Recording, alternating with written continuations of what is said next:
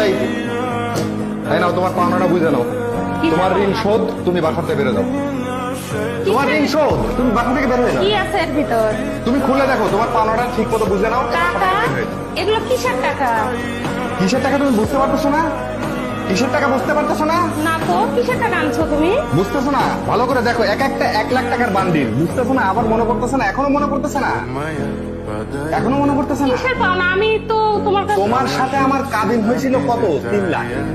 তোমার 3 লাখ তোমাকে বুঝাই দিছি, 3 লাখ টাকার 3টা বান্ডিল বুঝাই দিছি। এখন আমার বাসা থেকে বেরো। বাসা থেকে বেরো। কম হয়ে গেছে? নাও আরো 50,000 দিলাম। তাই না? আরো 50,000 টাকা দিলাম। নাও। কি বলো তুমি? এসব কি বলো? 3 লাখের জায়গায় 3,50,000 দিলাম। এখন আমার বাসা থেকে বের হয়ে যাও। এখন তো আমি যা খুশি তাই করতে পারি। মেয়েদেরকে বিয়ে করার সময় কাবিন নিয়ে এত ঝামেলা হয় কিসের জন্য? আমার বিয়ের জন্য 10 লাখ টাকা কাবিন দিতে হবে। 10 লাখ টাকা কাবিন ছাড়া বিয়ে হবে না। মনে হচ্ছে তো তাই যে কাবিনের জন্যই তো মানুষ বিয়ে করে, তাই না?